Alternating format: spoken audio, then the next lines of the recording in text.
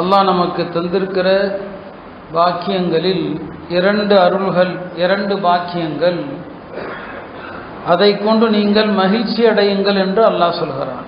இந்த இரண்டு பாக்கியங்களை கொண்டு நீங்கள் சந்தோஷப்படுங்கள் என்று சொல்கிறான்.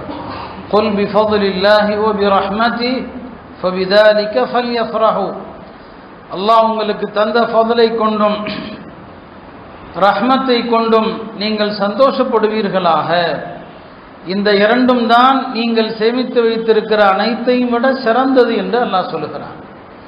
அப்படியானால் ஃபதுல் ரஹ்மத் என்றால் என்ன? பல்வேறு கருத்துக்கள் இருந்தாலும் உலமாக்களில் ஒரு சாரார் சொல்வார்கள், ஃபதுலுல்லா என்று சொன்னால் ஈமானுடைய பாக்கியம், ரஹ்மத் என்று சொன்னால் திருக்குர்ஆன் என்கிற இந்த பாக்கியம். அல்லாஹ் ஈமானையும் இந்த குர்ஆனையும் நமக்கு வழங்கியதை கண்டு நாம் மகிழ வேண்டும், மகிழ்ச்சி அடைய வேண்டும் என்று அல்லாஹ் இந்த வசனத்தின் வழியாக நமக்கு நினைவூட்டுகிறான். அருள்மறை அருளப்பட்ட மாதம் நெருங்கி கொண்டிருக்கிறது. ஷாபானுடைய மாதமும் வேகமாக சென்று கொண்டிருக்கிறது. தொடர்ந்து நாம் வலியுறுத்துவது என்ன? ரமதான் வரட்டும், அமல் செய்து கொள்ளலாம் என்று கருதுவோருக்கு ரமதானிலும் அமல் செய்கிற வாய்ப்பு கிடைக்காது. ரமதான் வருவதற்கு முன்னால் தம்மை ஆயப்படுத்தக்கூடியவர்களுக்குத்தான் அல்லாஹ் அந்த வாய்ப்பினை அல்லாஹ் கொடுக்கிறான். அதனால் அருமையானவர்களே, நாம் ஒவ்வொரு வாரமும் நாம் கவனிக்க வேண்டிய அமல்கள் குறித்து சொல்லி வருகிறோம். அந்த வகையிலே குர்ஆன் ஓதுவது, அதிலும் குறிப்பாக இரவு தொழுகையில் ஓதுவது, குர்ஆன் ஓதும்போது ஏற்படுகிற மகிழ்ச்சி, அதில் ஏற்பட வேண்டிய இன்பம், இதிலெல்லாம் நமது முன்னோர்கள் எப்படி இருந்தார்கள் என்பதை குறித்து நாம் சில விஷயங்களை நினைவுபடுத்திக் கொள்ள கடமைப்பட்டிருக்கிறோம். குர்ஆன் என்பது ஒரு திக்ர். அல்லாஹும் திருமறையிலே இந்த குர்ஆனை ஒரு திக்ர் என்று சொல்வான். திக்ர்களில் எல்லாம் சிறந்த திக்ர் குர்ஆன். நாம் சுப்ஹான் அல்லாஹ் சொல்வது போல, அல்ஹம்துலில்லாஹ் சொல்வது போல இந்த திருமறை ஒரு திக்ர். சாதாரணமாக நாம் எந்த திக்ர் செஞ்சாலும் அந்த திக்ருக்கென்று எவ்வளவு பலன்கள் இருக்கிறது அதை நாம் சொல்லியிருக்கிறோம். நீங்கள் திக்ர் செஞ்சால் அல்லாஹ் உங்களை நினைக்கிறான். திக்ர் செஞ்சால் மலக்குகள் உங்கள் அருகில் வர்றாங்க. ஹதீஸில் எத்தனையோ திக்ர்கள் குறித்து எவ்வளவோ சவாபுகள் எல்லாம் நாம் கேள்விப்பட்டிருக்கிறோம் இல்லையா? பெருமானார் ஸல்லல்லாஹு அலைஹி வஸல்லம் அவர்களும் சில திக்ர்களை, சிறந்த திக்ர்கள், அதை வானவர்கள் போட்டி போடுகிறார்கள் என்றெல்லாம் சொல்லுவாங்க.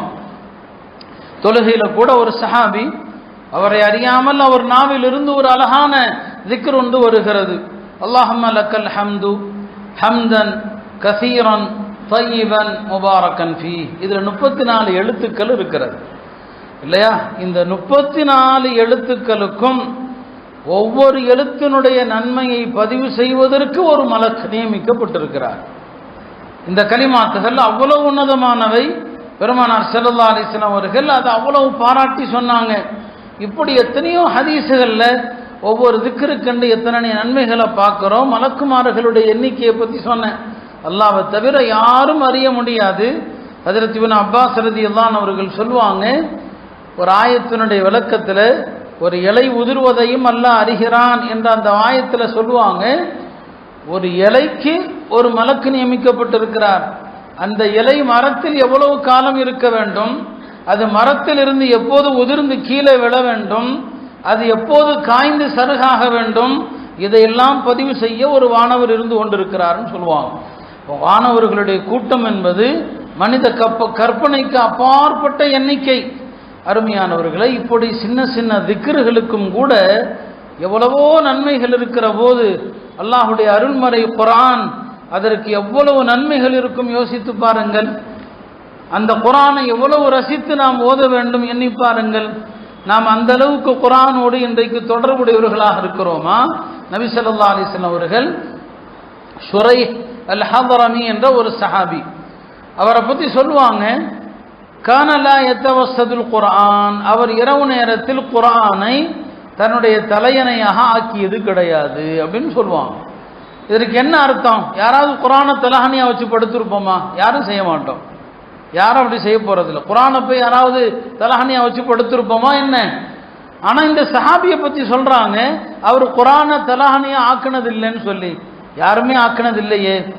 அதற்கு விளக்கம் தரக்கூடிய உலமாக்கள் சொல்றாங்க, குர்ஆனை அவர் தலஹானியை ஆக்கிறது இல்லைன்னா என்ன அர்த்தம்? அவர் இரவுல குர்ஆன் ஓதாமல் படுத்ததே இல்லை. யார் குர்ஆனை ஒரு ஓரத்தில் வச்சுட்டு ராத்திரி படுத்து தூங்குறானோ அவன் குர்ஆனை தலஹானி ஆக்கிட்டான்னு அர்த்தம். இரவுல குர்ஆன் ஒரு மூலையில் இருக்குது, இவர் நிம்மதியாக தூங்குறாரு, குர்ஆன் ஓத வேண்டும் என்கிற எண்ணமே வரல, குர்ஆனை குறித்த சிந்தனை வரலன்னா இவர் குர்ஆனை தலஹானியாக ஆக்கிட்டாரு. இப்போ அந்த சஹாபி இரவுல குர்ஆன் ஓதாமல் இருந்ததே இல்லைன்னு சொன்னான். அருமையானவர்களே, இப்படித்தான் அவர்களுக்கும் திருக்குர்ஆனுக்குமான தொடர்பு.